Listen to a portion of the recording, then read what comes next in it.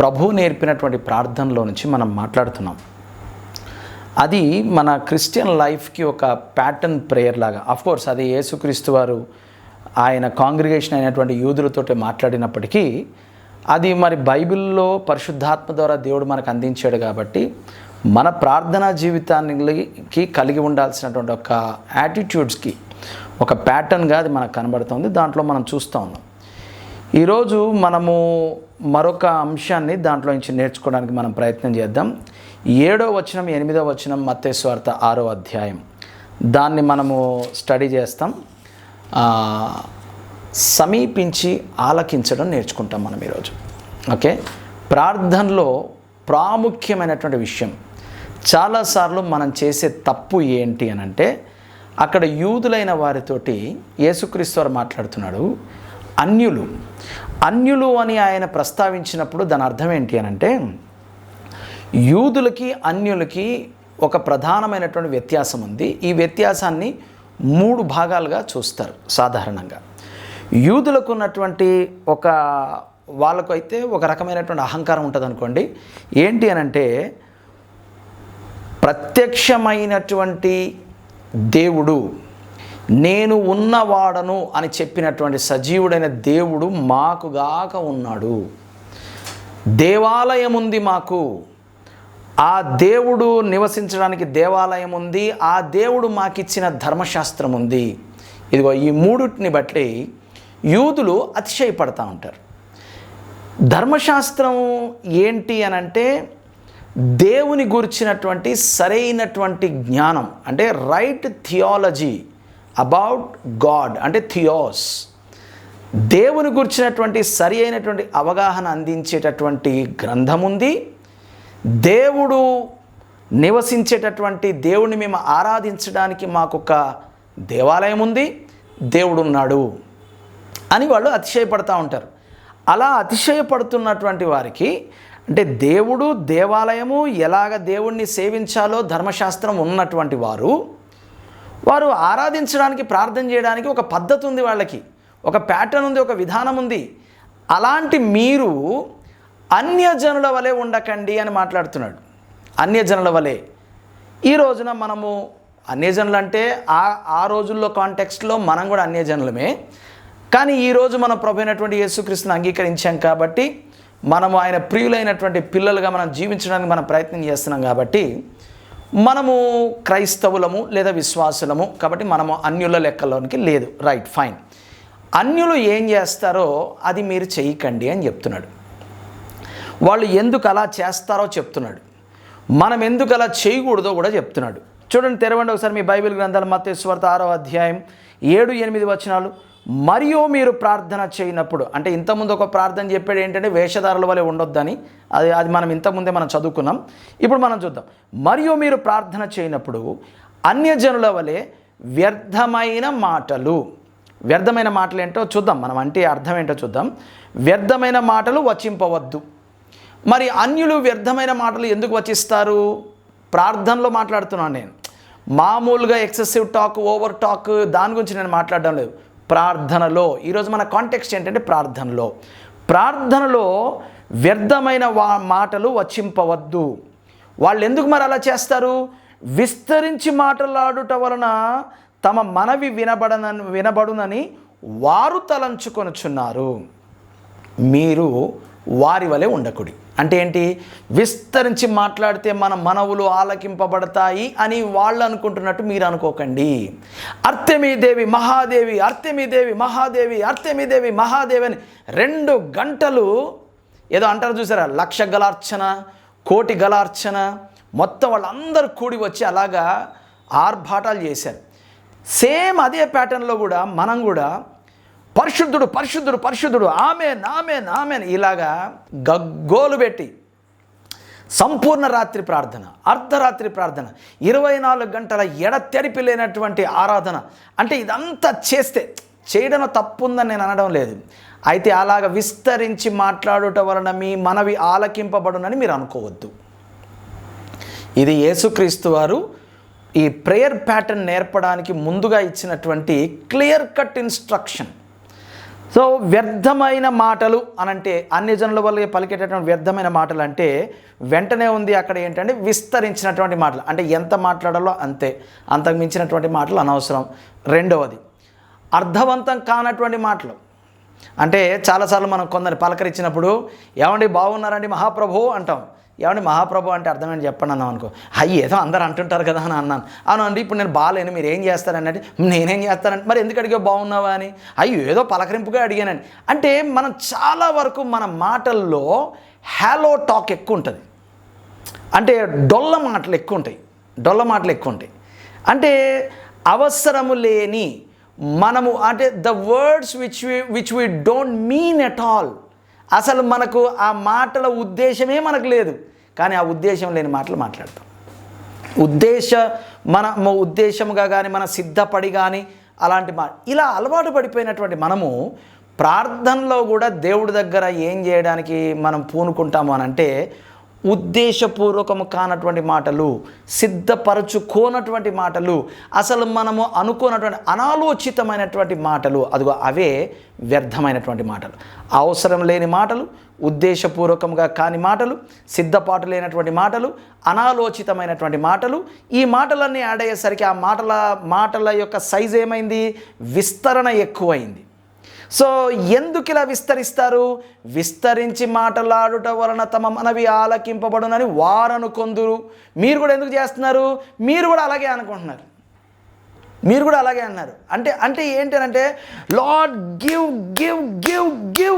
మీ patience right now lord అన్నట్టు. అంటే ఏంటి, ఇన్నిసార్లు నొక్కి వక్కాని బల్ల గుద్ది చెప్తే దేవుడికి అబ్బా అని నీ ఇమోషన్ నచ్చి ఆయనలో నుండి కమోషన్ వచ్చి ఆ సెంటిమెంట్గా నీకు ఆయన రెస్పాండ్ అయిపోతాడు. ఇది వారి వలే. ఇది మన పద్ధతి అసలు కానే కాదు. మీరు అలా చేయకండి. సో ఈ excessive talk, vain repetitions especially, అంటే చెప్పిందే పదే మళ్ళీ vain repetition and speaking too much and excessive talk and trying to compile your prayer with many words. అంటే నా ప్రార్థన గంభీరంగా ఉండాలి, భోనంతరాలని దడదడలాడించేయాలి, పరలోకపు పట్టణాన్ని కదిలించేయాలి, ఆయన సింహాసనంగా నట్లు బోల్ట్లు ఊడిపోవాలని చెప్పేసి కల్పించుకొని అక్కడ నేర్చుకున్నటువంటి మాటలు ప్రభువా అని టోన్ మార్చేసి దేవా స్తోత్రమునైనా ఇదిగో మీ సన్నిధికి వస్తున్నాం ఇలా చెప్పి ఇలాంటి వర్డ్స్ అన్నీ ఉంటాయి చూసారా. ఇవన్నీ కూడా రిలీజియస్, రిపిటేటివ్, యూజ్లెస్ ఇలాంటి మాటలు అనమాట. ఒకసారి వైజాగ్లో ఒక చర్చ్కి వెళ్ళాను నేను, చాలా పెద్ద చర్చ్. పాటలు పాడుతూ ఉన్నారు, పాడుతూ ఉండగానే అయ్యగారు స్టేజ్ మీదకి వచ్చారు. ఇట్స్ మంచి పెంతెకోస్తల్ చర్చ్. అయ్యగారు కూడా మంచి దిట్టంగా ఇంత ఉన్నారు. ఆయన వచ్చి ఇట్లా మైక్ పట్టుకొని హల్లెలూయా అనగానే ఆ ముందు వరుసలో ఉన్నటువంటి ఒక 4-5 వరుసలో ఉన్నటువంటి ఆడోళ్ళు, యవనస్తులు, కోయరోళ్ళు టప కొట్టేస్తున్నారు. చాలామంది చేతులు పగిలిపోయిన సాక్ష్యం ఉంది. ఏంటంటేనంట, ప్రభువును స్తుతించే క్రమంలో అసలు మాకు ఏం జరుగుతుందో కూడా, అంటే దీన్ని ఏమంటారు తెలుసా, ఫెనటిజం అంటారు, మత ఛాందస్సం. అంటే ఇంత కొట్టేసుకుంటే దేవుడు అయ్యో బాబాయ్ నా కొడుకు అని వినేస్తాడు. ఇదంతా కూడా ఎక్కడి నుంచి వచ్చిందంటే బైబిల్ నుంచి వచ్చింది కాదు. It's an extra biblical practice.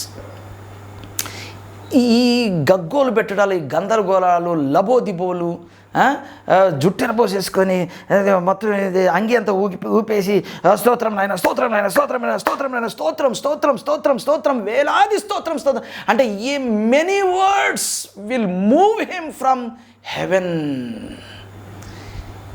ఇది మనం ఎక్కడ నేర్చుకున్నాం అంటే అన్యజనుల దగ్గర నేర్చుకున్నాం. ఏమంటే ఆయన స్నేహితుడు లాజర్ చనిపోతే ఆయన 12 మందిని 70 మందిని వేసుకొని రాబాబాబా షాబా రాబా రాకా రాబాలా కిలా బాబా అందరూ ఎత్తండి పోతండి, ఓ ప్రభు ఏమనలే. ఆయన మౌనంగా అని ఆత్మలో నిట్టూర్చి థ్యాంక్ యూ మై డాడ్ అని లాజరస్ కమ్ అవుట్ అన్నాడు. సింపుల్. అంత పెద్ద సమస్య మనకొస్తే ఎంత గంభీరమైన ప్రార్థన చేస్తాను చెప్పండి. ఇదంతా యేసుక్రీస్తు దగ్గర నుంచి కానీ బైబిల్లో నుంచి కానీ మనం నేర్చుకున్నది కాదు. సో విస్తరించి మాట్లాడకండి ప్రార్థన చేసేటప్పుడు. అది ఈరోజు మన topic. When you pray, do not speak too much. Do not speak too much. మరి ప్రార్థన అంటే అదే కదండి? కాదు, అదే అని మనం ఇన్నాళ్ళు అనుకున్నామండి.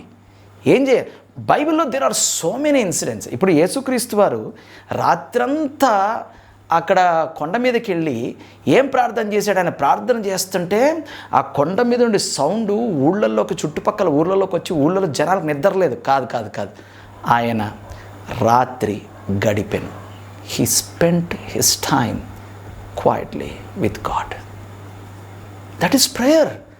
మనం ప్రేయర్ అంటే ఏమనుకుంటామంటే గగ్గోలు పెట్టేసి, గంభీరంగా దడదడలాడించేసి, చుట్టుపక్కలలో కదలిక తీసుకొచ్చేసి, తద్వారా కార్పొరేట్గా దేవునిలో కదలిక తీసుకొచ్చి పరలోక సైన్య సమూహాలు దిగి వచ్చేసి, నాయన భక్త ఏమీ నీ కోరిక అని అంటే, ప్రభువా నా పగవాని ప్రాణం కావాలి, లేదా నేను ఈ ఒంటికాలు తపస్సు వదలను. ఇలాంటి మొండి ప్రార్థనలు క్రైస్తవులుగా మనం చేయకూడదు.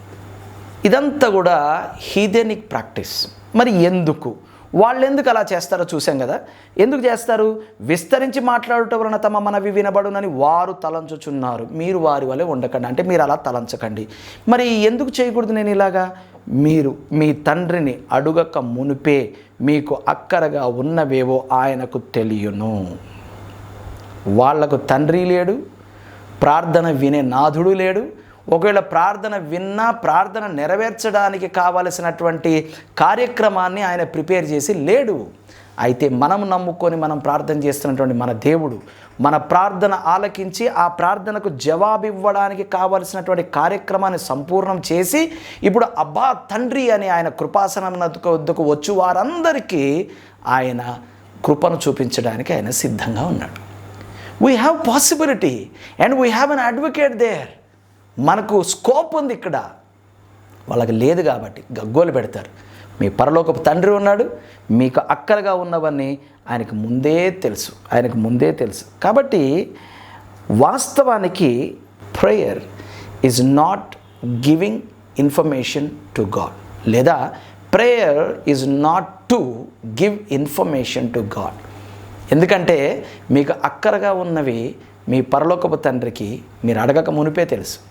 కాబట్టి ప్రార్థన అనేది మనము ఆయనకి సమాచారం ఇవ్వడానికి కాదు. కానీ మరి ఏంటి ప్రార్థన?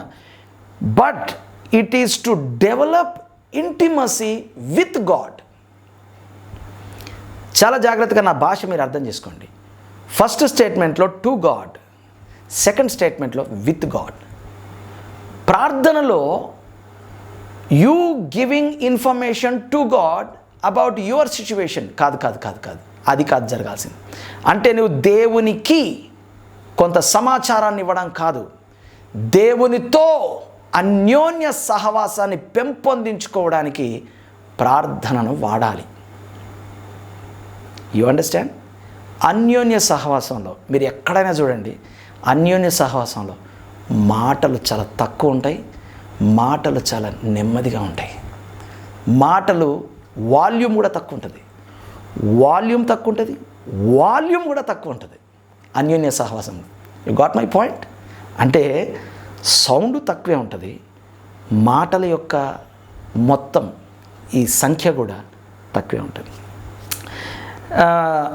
ప్రసంగి గ్రంథంలోకి రండి. జ్ఞాని అయినటువంటి సొలొమోను రాసినటువంటి ప్రసంగి గ్రంథం 5వ అధ్యాయం 1 నుంచి 3 వచనాలు చదువుదాం. నీవు దేవుని మందిరమునకు పోవునప్పుడు, ఎక్కడికండి? దేవుని మందిరమునకు పోవునప్పుడు అక్కడికి వెళ్ళి ఏం చేస్తాం? ప్రార్థన చేస్తాం, ఆరాధన చేస్తాం. నీ ప్రవర్తన జాగ్రత్తగా చూచుకోను. ఏ ప్రవర్తన గురించి మాట్లాడుతున్నాడు? బుద్ధిహీనులు అర్పించినట్లుగా బలి అర్పించుట కంటే, అంటే ఒకవేళ నువ్వు ఈ పని కనుక చెయ్యకపోతే బుద్ధిహీనులు బలి అర్పించిన దానితో సమానం. మనం బుద్ధిహీనునిగా ప్రార్థన చేయడము చేస్తావా, లేకపోతే జ్ఞాని అయినటువంటి వానిగా చేస్తావా? మనం ఈరోజు తీర్మానించుకుందాం. ఒకవేళ ఇలా చేయకపోతే బుద్ధిహీనుడు బలి అర్పించినట్లు లెక్కంట. ఎలా చేయకపోతే బలి అర్పించుట కంటే సమీపించి ఆలకించుట శ్రేష్టము. ఏంటండి? శ్రేష్టమైన విషయం ఒకటి ఉంది, బుద్ధిహీనమైనటువంటి విషయం ఒకటి ఉంది. బుద్ధిహీనమైనటువంటి విషయం ఏంటి? అనాలోచితంగా అజాగ్రత్తగా వెళ్ళిపోవడం. శ్రేష్టమైనది ఏంటి అని అంటే నన్ను నేను సిద్ధపరచుకొని నంబర్ 1 అంటే నా ప్రవర్తన జాగ్రత్తగా చూసుకొని నంబర్ 1. నంబర్ 2 ఆయనను సమీపించి coming closer to God, drawing near to God. ఆయనను సమీపించి ఏం చేయాలి? ఒకసారి ఆయనను సమీపించిన తర్వాత షడప్, ఆలకించుట శ్రేష్టం. ప్రార్థనలో ఇది ఒక ప్రధానమైనటువంటి నియమం. ఇది గగ్గోలు పెట్టి విస్తరించి మాట్లాడి వ్యర్థమైన మాటలేం మాట్లాడక్కర్లే. సమీపించి మౌనముగా ఆయన మాట ఆలకించడం. ఇక్కడ అదొక మాట ఉంది. ఇంకొక మాట చూద్దాం. రెండవ వచనం, నీవు దేవుని సన్నిధిలో అలా అనాలోచనగా పలుకుటకు, అనాలోచితముగా, అనాలోచనగా నేను అసలు అవి అనుకోలేదండి, అనుకోకుండా అలా మాట్లాడేది, అలా అనుకోకుండా నీ హృదయమును త్వరపడనీయక, హృదయము నిండితే నోరు మాట్లాడేస్తుంది. కాబట్టి నోరు కంట్రోల్లో ఉండాలంటే ఫస్ట్ హృదయం కంట్రోల్లో పెట్టుకోవాలి. అర్థమవుతుందా మీకు? సో హృదయమును త్వరపడనీయక నీ నోటిని కాచుకోము.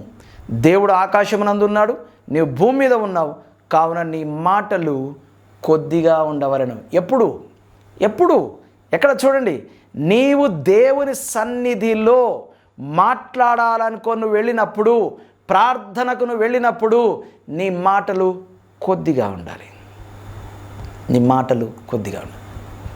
This is a very important yet very effective principle of prayer. ప్రార్థనలో అతి ప్రాముఖ్యమైన, అత్యంత ప్రభావవంతమైనటువంటి సూత్రం ఇది, ప్రభావవంతమైనటువంటి నియమం. నంబర్ 1 సమీపించి ఆలకించాలి. నంబర్ 2 నీ మాటలు కొద్దిగా ఉండాలి. దీని కొరకు నీ ప్రవర్తన, నీ హృదయము, నీ నోరు, నీ మాటలు ఇవన్నీ సిద్ధపరచుకోవాలి. సో ప్రార్థనకు సిద్ధపాటు అంటే ఏంటి? నేను సింపుల్ సిద్ధపాటు చెప్పనా? ప్రార్థనకు సిద్ధపాటు simple. Always when ever you pray with opened Bible. ఏంటండి? బైబిల్ని మీకు అందుబాటులో పెట్టుకొని, ఒక పుస్తకాన్ని పెట్టుకొని, బైబిల్ని నీ మనస్సులో, నీ హృదయంలో, నీ కళ్ళ ముందు కూడా తెరిచి పెట్టుకొని నువ్వు ప్రార్థనకు పూనుకోవాలి. నా యందు మీరున్నారు, మీ యందు నా మాటలు నిలిచి ఉండాలి. ఆ మాటల ప్రకారంగా మీరు మాట్లాడాలి. అనాలోచితంగా నీకు ఏది తోస్తే అది, నీ హృదయానికి ఏమనిపిస్తే అది, నీ మనసులో ఏ ఆలోచన వస్తే అది మాట్లాడేయడానికి వీల్లేదు. శ్రేష్టమైన సంగతి జ్ఞాని అయినటువంటి ప్రసంగి మనకు నేర్పిస్తున్నాడు. ప్రార్థనలో శ్రేష్టమైన సంగతి ఏంటి అని అంటే సమీపించి ఆలకించుట. అండ్ మాటలు కొద్దిగా ఉండాలా, వినడం ఎక్కువ ఉండాలి. వాస్తవానికి కీర్తనకారుడు ప్రార్థన చేస్తున్నాడు. ఏం ప్రార్థన చేస్తున్నాడు? దేని గురించి ప్రార్థన చేస్తున్నాడు? 141వ కీర్తన చూద్దాం ఒకసారి. 141వ కీర్తన 2-3 వచనాలు మొదటి నుంచి కూడా చదువుతాను. యెహోవా, నేను నీకు మొర్రపెట్టుచున్నాను, నా యొద్దకు త్వరపడి రమ్ము, నేను మొర్రపెట్టగా నా మాటకు చెవియొగ్గుము. ఇప్పుడు మొర గురించి మాట్లాడుతున్నాడు కదా, అంటే ప్రార్థన గురించి. నా ప్రార్థన ధూపము వలెను, నా చేతులెత్తట సాయంకాల నైవేద్యం వలెను నీ దృష్టికి అంగీకారములగును గాక. యెహోవా, నా నోటికి కావలి ఉంచుము, నా పెదవుల ద్వారమునకు కాపు పెట్టుము. ఏం ప్రార్థన చేస్తున్నాడు? ఇన్ఫ్యాక్ట్ దేవుడి దగ్గర ఏం ప్రార్థన చేస్తున్నాడు? ప్రభువా, నేను నీ సన్నిధికి వస్తున్నాను, నీ కొరకు చేతులు ఎత్తుతున్నాను, నేను మోకరిస్తున్నాను, మొరపెట్టడానికి వస్తున్నాను. అయితే ప్రభువా, నా నోటికి తాళం వేసేయి. ఇదో ప్రార్థన దేవుని యొక్క సన్నిధిలో. మరి నోటికి తాళం వేస్తే ఇంకేం ప్రార్థన చేస్తావురా? నువ్వు ఏం అడగాలనుకొని ఆయన దగ్గరికి వచ్చావో మీ పరలోకమందున్న తండ్రికి ముందే తెలుసు.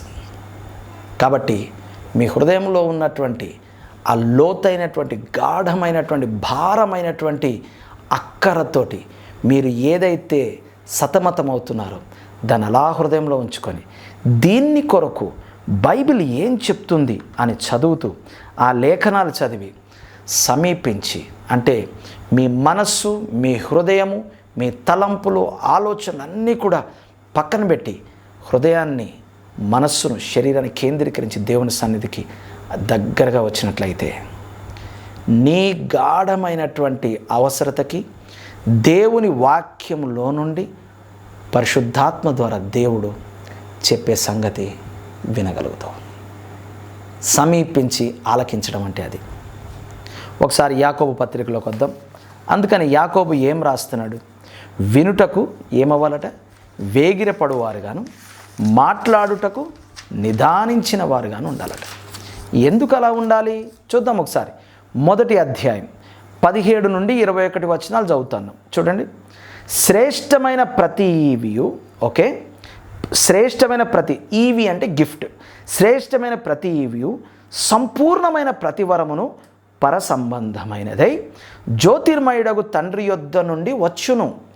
ఓకే, ఆయన దగ్గర నుంచి మనకు ప్రతి వరము, యూనో, ప్రతి గిఫ్ట్, ప్రతి ఈవి వస్తాయి.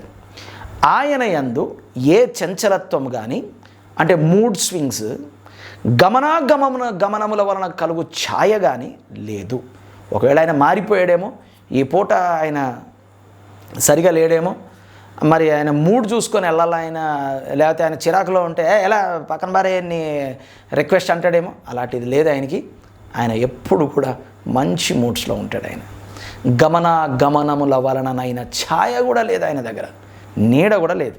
ఓకే, ఆయన తాను సృష్టించిన వాటిలో మనము ప్రథమ ఫలముగా ఉండునట్లు సత్యవాక్యం వలన మనలను తన సంకల్ప ప్రకారము కనెను.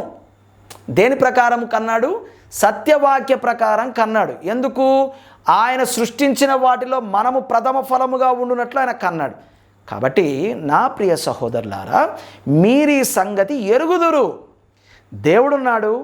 దేవుని దగ్గర నుంచి ప్రతి ఈవియు మంచి శ్రేష్టమైన వరము వస్తాయి, సంపూర్ణమైన వరం వస్తాయి.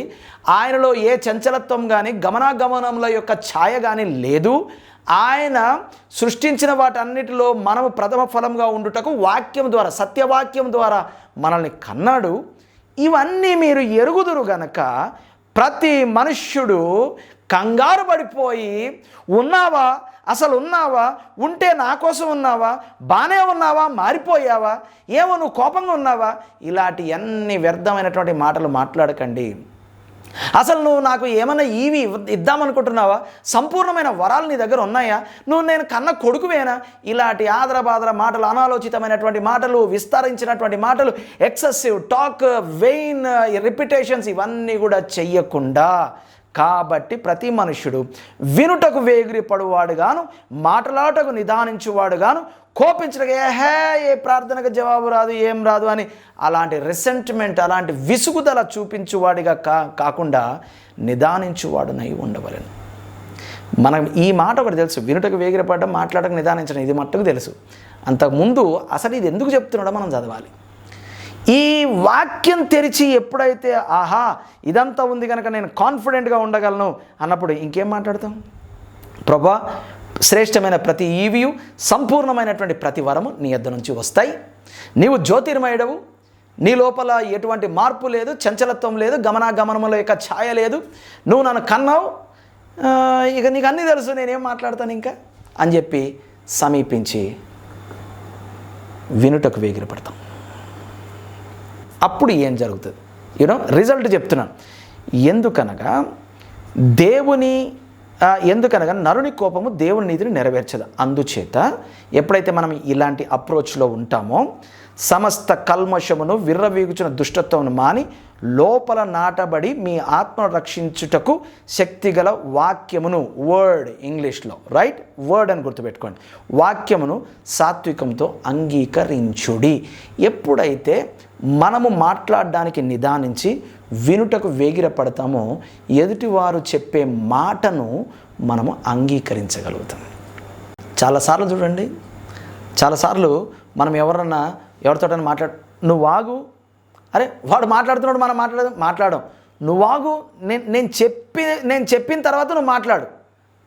అలా గనక వాళ్ళు ఆగితే, మనం చెప్పేసిన తర్వాత ఇప్పుడు చెప్పు అని అంటే ఇంకేం లేవండి మాట్లాడడానికి అంటారు. అర్థమైందా? మనము దేవుని యొక్క వర్డ్, దేవుని యొక్క వాక్యము మన హృదయములో నాటబడే విధముగా దేవుని యొక్క వాక్యము మనం ఎందుకు అంగీకరించము అనంటే, సాత్వికం ఉండదు, మీక్నెస్ ఉండదు. మనం మాట్లాడేయాలి, అంతే. మనం మాట్లాడేయాలి, దేవుడు వినేయాలి. దేవుడు వినేసి మనం ఏం మాట్లాడితే అది దేవుడు దానికి జవాబు చెప్పేయాలి. ఒక లాస్ట్ స్క్రిప్చర్ చూపించి నేను ముగిస్తాను. మొదటి సమూయేలు గ్రంథంలోకి రండి ఒకసారి. 3వ అధ్యాయం 10వ వచనం. తర్వాత యెహోవా ప్రత్యక్షమై ఆ రీతిగా సమూయేలు అని పిలువగా, సమూయేలు నీ దాసుడు ఆలకించుచున్నాడు, ఆజ్ఞ ఇమ్మనెను. ఏంటండి? దేవుడు మాట్లాడుతున్నాడు, సమూయేలు వింటున్నాడు. అంటే నీ దాసుడు ఆలకించుచున్నాడు, సెలవిమ్ము. ఇది సమూయేలు ప్రార్థనా జీవితం. మన జీవితం ఏంటో తెలుసా? ప్రభువా నీ దాసుడు మాట్లాడుచున్నాడు, నీవు వినవలెను. ఫుల్ రివర్స్ మందంతా ఉల్టా. సమూయేలు ప్రార్థన విధానం ఏంటి అని అంటే, దేవుడు మాట్లాడుతుంటే మాట్లాడు ప్రభువా వింటున్నాను. మనం ఏంటంటే దేవుడు మాట్లాడేది వినం. నేను మాట్లాడుతున్నాను ప్రభువా, నువ్వు వినాల్సిందే, నువ్వు విను. ఈ రీతిగా మనం మాట్లాడుతూ ఉంటాం. కాబట్టి ప్రియమైనటువంటి వారులారా, ప్రార్థనలో మాటలు కొద్దిగా ఉండాలి, వినికిడి ఎక్కువగా ఉండాలి. మన గోల గందరగోళం, మన ఆలోచనలు, మన తీర్మానాలు, మన తలంపులు, మన తర్జన భర్జనలు ఇవన్నీ సన్నిధికి తీసుకురాకుండా వాటన్నిటి పక్కన పెట్టి, అంటే దేవుని దగ్గరికి రావాలి కదా. అంటే మన పూర్ణ ఆత్మతో, పూర్ణ మనసుతో, పూర్ణ బలంతో ఆయన సన్నిధిలో కూర్చొని సమీపించి మాట వినుట శ్రేష్టం. కాబట్టి మీ ప్రార్థనలలో అన్యుల వలె వ్యర్థమైనటువంటి మాటలు మాట్లాడకండి. ఎందుకనంటే విస్తరించి మాట్లాడటం వలన వారి మనవులు ఆలకింపబడినని వారు అనుకొందురు. మనమైతే అలాగూ ఉండకూడదు. మరి మనం ఏం చేస్తాం? సమీపించి మాటలు కొద్దిగా పెట్టుకొని వినుటకు వేగిరపడతాం.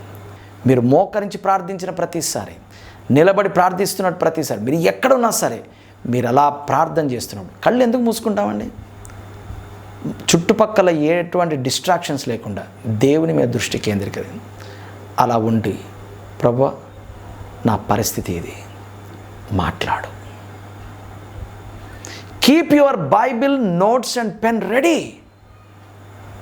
ప్రార్థనకి మనం ఇవన్నీ తేవం, చర్చికి వెళ్ళేటప్పుడు తెస్తాం. ప్రార్థనలో ఉండాలి ఇవి. ఎందుకు ఉండాలి అని అంటే, ఆయన గబాల్లో మాట్లాడితే నువ్వు నోట్ చేసుకోవద్దా? ఆయన గబాల్లో మాట్లాడితే ఆ లేఖనాన్ని నువ్వు తెరిచి పరిశీలించుకోవద్దా? అప్పుడు ఆ లేఖనాన్ని తెరిచి పరిశీలిస్తుంటే పరిశుద్ధాత్ముడు నిన్ను సర్వసత్యంలో నడిపిస్తే దాని యొక్క సత్య సంగ్రహణ భావార్థాన్ని నువ్వు రాసుకోవద్దా? అంటే ప్రార్థనలు ఇవన్నీ జరుగుతాయా అండి? మరి దాన్నే కదా జవాబు ఇవ్వడం అంటారు, ప్రార్థనకు జవాబు అంటారు. మనం ప్రార్థనకు జవాబు అంటే ఏమనుకుంటాం తెలుసా? ప్రభువా నాకు రేపు సాయంకాలానికల్లా 1,00,000 రూపాయలు కావాలి ప్రభు అంటే, ఆ 1,00,000 వస్తే ప్రార్థనకు జవాబు అనుకుంటాం. కానీ దేవుడు 1,00,000 ఇస్తాను అని చెప్పొచ్చు, 1,00,000 ఇవ్వను అని చెప్పొచ్చు, నువ్వు జీవితంలో నన్ను 1,00,000 అడక్కరా అని కూడా చెప్పొచ్చు. ఏది చెప్పినా వినడానికి నువ్వు సిద్ధంగా ఉన్నావా? సో జవాబు అంటే నువ్వు కోరుకున్నది నీకు వినబడ్డం కాదు, ప్రభువు చెప్పాలనుకున్నది. సో ఈ సాయంకాల సమయంలో మనం ఒక తీర్మానం చేసుకుందాం. సమూయేలులాగా ప్రభువా నీ దాసుడు ఆలకించుచున్నాడు, సెలవేమో. ఇటువంటి ప్రార్థన చాలా ప్రాముఖ్యమైన, ప్రభావవంతమైనటువంటి ప్రార్థనగా మన జీవితంలో ఉంటుంది. ఆమేన్.